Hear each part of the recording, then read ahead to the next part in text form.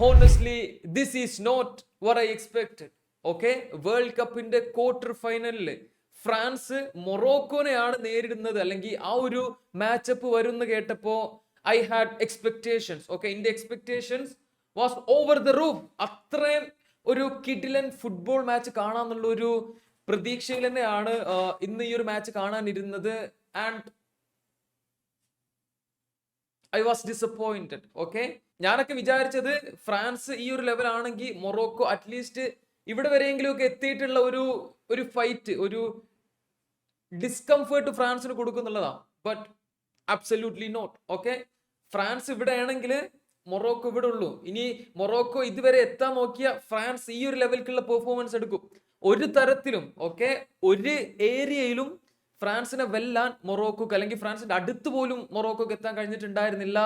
And an easy win for France. Okay, Mbappé penalty മിസ്സാക്കിയിട്ടുണ്ടായിരുന്നു. എങ്കിൽ പോലും എന്താ, 2 simple goals. I mean simple in the sense അത്രയും easy ആയിട്ടാണ് ഫ്രാൻസ് ആ 2 ഗോളും അടിച്ചത്. എംബാപ്പി, ഞാൻ എന്തുകൊണ്ടാണ് ഡിക്റ്റേറ്റർ? ഓക്കെ, എന്തുകൊണ്ട് ഞാൻ പറയുന്നത് ഫ്രഞ്ച് പ്ലേയേഴ്സ് കേൾക്കണം, ഫ്രഞ്ച് കോച്ച് കേൾക്കണം, എന്തുകൊണ്ട് ഫുട്ബോൾ ഫാൻസ് ഇന്നെ അടുത്ത മെയിൻ ആളാക്കിയിട്ട് കാണണം? ഇതിനെല്ലാം ഉത്തരം തന്നിട്ടാണ് എംബാപ്പി ഈ ഒരു മാച്ച് നിന്ന് സബായിട്ടൊക്കെ പോയത്.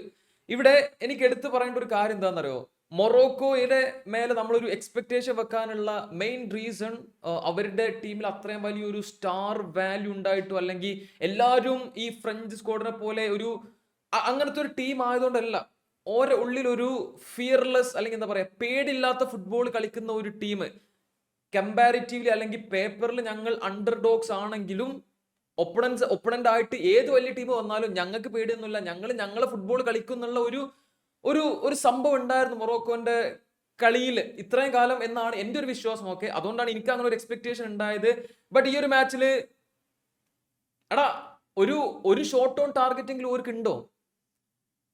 മേ ബി ആ ലാസ്റ്റത്തെ 10 മിനിറ്റില് അവരെന്തൊക്കെയോ ചെയ്തപ്പോൾ ഒരു ഷോർട്ട് ഓൺ ടാർഗറ്റ് വന്നിട്ടുണ്ടാവാം. അതല്ലാതെ അവർക്ക് പ്രോപ്പർലി ചാൻസസ് ഉണ്ടാക്കാൻ കഴിഞ്ഞിട്ടില്ല, ചാൻസസ് കിട്ടിയിട്ടില്ല, ഫ്രാൻസ് കളിപ്പിച്ചിട്ടില്ല. എടാ, ഫ്രാൻസ് എന്ന് പോലും എന്റെ വായിൽ എംബാപ്പി എന്നാ വരുന്നത്. എംബാപ്പിയാണ് ഫ്രാൻസ്. അങ്ങനൊന്നുമില്ല. പക്ഷെ ഞാൻ പറഞ്ഞത് നിങ്ങൾക്ക് മനസ്സിലായെന്ന് വിശ്വസിക്കുകയാണ്. ഇതാണ് എനിക്ക് ഉണ്ടായിട്ടുള്ള ഒരു പ്രശ്നം. And Morocco disappointed. ഞാൻ അങ്ങനെ പറയുന്നത് വഴി മൊറോക്കോക്ക് ഒരു മോശം വേൾഡ് കപ്പ് ആണ് ഇത് എന്നൊന്നുമല്ല പറയുന്നത്. ഓക്കെ, എഗെയിൻ കഴിഞ്ഞ വേൾഡ് കപ്പ് പോലെ തന്നെ അവരെ സംബന്ധിച്ച്, അവരെ പോലെയുള്ള ഒരു കൺട്രിയെ സംബന്ധിച്ച് this is A good run. Okay, നമ്മളൊക്കെ വലിയ പ്രതീക്ഷ വെച്ച പോർച്ചുഗൽ, ഓരെ കൊണ്ടൊന്നും കഴിയാത്ത സംഭവമാണ് മൊറോക്കോ ഓൾറെഡി ചെയ്ത് കഴിഞ്ഞിട്ടുള്ളത്. എങ്കിൽ പോലും എനിക്ക് അങ്ങനെ ഒരു പ്രശ്നമുണ്ട്. ഓക്കെ, ഞാനൊരു എക്സ്പെക്ടേഷൻ വെച്ച് കഴിഞ്ഞാൽ അത് മീറ്റ് ചെയ്തില്ലെങ്കിൽ ഐ വിൽ ബി ഡിസപ്പോയിന്റഡ്, അത്രേ ഉള്ളൂ. വേറൊരു രീതിയിൽ നോക്കുമ്പോൾ ഇറ്റ്സ് ഗുഡ്. കാരണം മൊറോക്കോ ജയിച്ച് പോയാൽ ഫൈനൽ ആരേറ്റവും കളിക്കേണ്ടി വരും? അർജന്റീനക്കെതിരെ. ആൻഡ് അർജന്റീനക്കെതിരെ ഒരു കമ്പീറ്റ് ചെയ്യാൻ, അല്ലെങ്കിൽ കുറച്ചെങ്കിലും അർജന്റീന തോൽപ്പിക്കാൻ കഴിവുള്ള ടീം ഏതാ? It's France. ഞാൻ തമാശക്ക് പറയാണ്, but like seriously final France versus Argentina വരികയാണെന്നുണ്ടെങ്കിൽ 90% of the time France should win. Okay, France ജയിക്കും എന്നുള്ളതാണ് എൻ്റെ ഒരു പ്രെഡിക്ഷൻ, 90%. പക്ഷെ എനിക്ക് ആകെയുള്ള ഒരു 10% എവിടെയെന്നറിയോ? അർജന്റീന ടീമിനെ മെസ്സി ഉണ്ട്, ഐ മീൻ അർജന്റീന ടീമിൽ മെസ്സി ഉണ്ട് എന്നുള്ളതാ. വേറെ ഒരു കാരണം കൊണ്ടും ഈ ഒരു ഫ്രാൻസ് ടീമിനെ, ഓക്കെ, ഇതേ രീതിയിൽ പെർഫോം ചെയ്യുന്ന ഒരു ഫ്രാൻസ് ടീമിനെ തോൽപ്പിക്കാൻ അർജന്റീനക്ക് കഴിയാൻ പാടില്ല, കഴിയൂല. അതാണ് എൻ്റെ ഒരു ഇത്. ആൻഡ് ഈ മാച്ചും അതൊരിക്കൽ കൂടെ കാണിച്ചു തന്നിട്ടുണ്ട്. അത്രയും കംഫർട്ടബിൾ ആടാ ഫ്രാൻസ് ടീമിലെ പ്ലേയേഴ്സ്. ചൂടുകൊണ്ട് മാത്രമാണ് ഇച്ചിരിയെങ്കിലും ഈ ഒരു മാച്ചിൽ ടയേർഡ് ആയത്, അല്ലാതെ മൊറോക്കോ പ്ലേയേഴ്സ് അവരെ ബുദ്ധിമുട്ടിച്ചിട്ടല്ല. എടാ, അത്രയും ഈസി. ഡെംബലെ ആ ഒരു സെക്കൻഡ് ഗോളൊക്കെ അടിച്ചത് കണ്ടോ? ഇങ്ങനെ വന്നു, എംബാപ്പെ ഇതിലൊരു റണ്ണ് മേക്ക് ചെയ്തപ്പോൾ മൊറോക്കോൻ ഡിഫൻഡേഴ്സിനൊക്കെ, അത്രയും സ്ട്രോങ് ആയിട്ടുള്ള മൊറോക്കോൻ ഡിഫൻസിന് ഒരു ഐഡിയ ഇല്ല ഇനിയിപ്പോ എന്താണ് അവിടെ സംഭവിക്കാൻ പോണത് എന്ന്.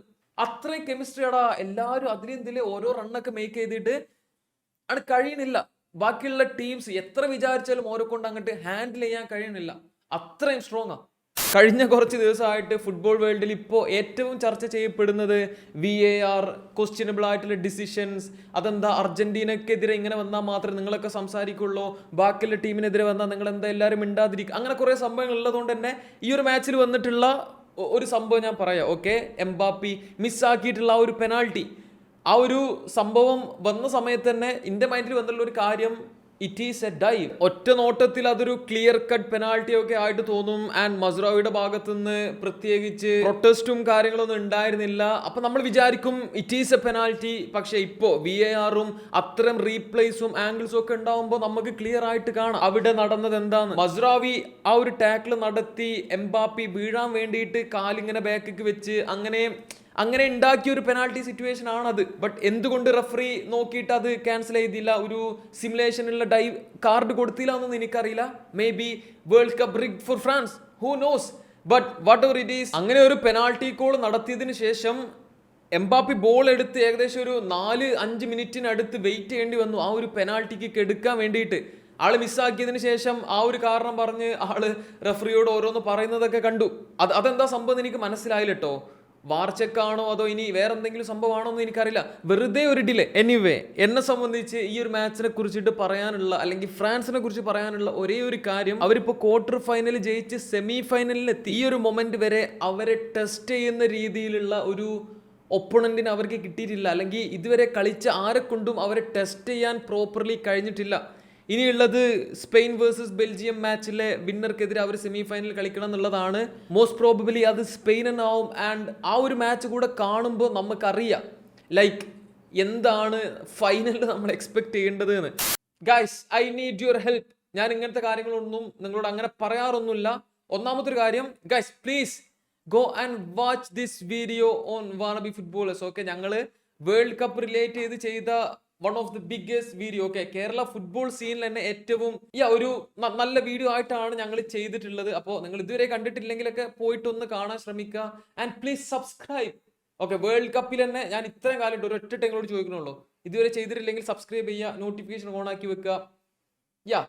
ബിഫോർ ഐ ലീവ്, ഈ ഒരു സംഭവത്തിനെ കുറിച്ച് കൂടെ നമുക്ക് ചെറുതായിട്ടൊന്ന് സംസാരിക്കാം. കാരണം കുറെ ആൾക്കാർ കമന്റ്സിലും എന്റെ DM-ൽ വരെ വന്ന് ചോദിക്കുന്നുണ്ട്, അർജന്റീനക്കെതിരെ എന്താ വലിയ ഇൻവെസ്റ്റിഗേഷൻ എന്തൊക്കെ വരികയാണോ, അതാണോ ഇതാണോ എന്നൊക്കെ പറഞ്ഞിട്ട്. ഒന്നാമത്തെ ഒരു കാര്യം, ഇതും മിനിഞ്ഞാന്ന് നടന്ന ഈജിപ്ത് മാച്ചും തമ്മിലൊന്നും അങ്ങനെ വേൾഡ് കപ്പും ആയിട്ടും പ്രത്യേകിച്ച് ബന്ധമുള്ള ഒരു സംഭവം ഒന്നല്ല. ഓക്കെ, ഇതെന്തോ ഫ്രോഡ്, മണി ലോണ്ടറിങ്, അതേപോലെ തേർഡ് പാർട്ടി ഫൈനാൻഷ്യൽ ഓപ്പറേഷനിൽ അങ്ങനത്തെ ഒരു സംഭവം. അല്ലാതെ ഇത് ആ ഒരു മൊത്തം സംഭവമായിട്ട് നമ്മൾ ആൾക്കാർ വെറുതെ കണക്ട് ചെയ്യാന്നേ ഉള്ളൂ. അല്ലാതെ അതും തമ്മിൽ ബന്ധമൊന്നുമില്ല. വേറൊരു കാര്യം, ഈജിപ്ത് മാച്ച് അത് അത്ര വലിയൊരു റിഗ്ഡ് റോബറി എന്ന് പറയാൻ മാത്രമുള്ള സംഭവം ഉണ്ട് എന്ന് എനിക്ക് തോന്നിയിട്ടില്ല. ഒരൊറ്റ ഡിസിഷൻ ആണ് അതിൽ പേഴ്സണലി റോങ് ആയിട്ടോ അല്ലെങ്കിൽ വാർ ചെക്ക് ചെയ്തിട്ടൊരു ക്ലാരിഫിക്കേഷൻ കൊടുക്കാമായിരുന്നു എന്ന് എനിക്ക് തോന്നിയിട്ടുള്ളത്. മറ്റേ ചെക്കനെ പിടിച്ച് വലിച്ചൊരു കേസ് മക്കാലിസ്റ്റർ. ബാക്കിയെല്ലാം ഫെയർ കോൾസ് ആണ്. അതെന്താ ആൾക്കാർ ഇപ്പോഴും അതിന്റെ പേരിൽ അങ്ങോട്ടും ഇങ്ങോട്ടും ഇങ്ങനെ ആർഗ്യൂ ചെയ്യണതെന്ന് എനിക്കറിയില്ല. ബട്ട് എന്തൊക്കെയാണെങ്കിലും അർജന്റീനയെ സംബന്ധിച്ചും മെസ്സിയെ സംബന്ധിച്ചും ഒരു പേരുദോഷം വന്ന പോലെയാണ്. ഐ മീൻ ഓൾറെഡി ഉണ്ട് കേട്ടോ. ലൈക്ക് കഴിഞ്ഞ 4 വർഷം ആയല്ലോ ഇപ്പൊ ഈ റിഗ്ഡ് റോബ്ഡ് എന്ന് പറഞ്ഞ ഓരോന്ന് പറഞ്ഞ ആൾക്കാർ വരുന്നു.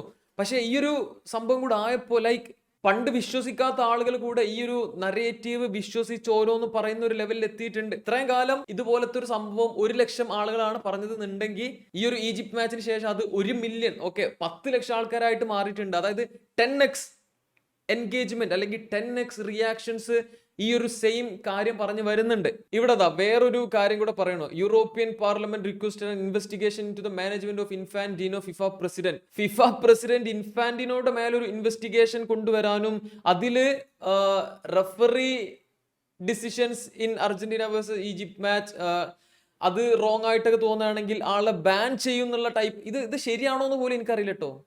ഓക്കെ, ഇത് ശരിയാണോ എന്ന് പോലും എനിക്കറിയില്ല. ചിലപ്പോൾ ഐ ഡോണ്ട് തിങ്ക് സോ. വെറുതെ ആൾക്കാർ എന്തൊക്കെയോ ഇറക്കി വിടുന്നുണ്ട്. വേറൊരു സംഭവം ഞാൻ കണ്ടത്, ചിക്കി താപ്പിയ, അതായത് AFAയുടെ പ്രസിഡന്റിനെതിരെയാണ് മെയിൻലി ഈ ഒരു ഇൻവെസ്റ്റിഗേഷൻ ഒക്കെ വരാൻ പോകുന്നത്. കാരണം അവരുടെ അർജന്റീൻ ലീഗിൽ നടന്നിട്ടുള്ള കുറച്ച് മോശം സംഭവങ്ങൾ അല്ലെങ്കിൽ ഷെയ്ഡി കാര്യങ്ങൾ, ക്രമക്കേടുകളുടെ ബേസ് ചെയ്തിട്ടുള്ള രീതിയിലുള്ള ഇൻവെസ്റ്റിഗേഷൻ ആണെന്നൊക്കെ പറയപ്പെടുന്നു. എന്താണെങ്കിലും അതും വേൾഡ് കപ്പും തമ്മിൽ ബന്ധമല്ല. അതും ചോദിച്ച് നിങ്ങൾ ഇനി ഓരോന്ന് പറഞ്ഞ് ഉണ്ടാക്കണ്ട. അത്രേ ഉള്ളൂ. നിങ്ങളുടെ ക്വാർട്ടർ ഫൈനൽ പ്രെഡിക്ഷൻസ് ഒക്കെ കമന്റ് ചെയ്യും. Bye bye.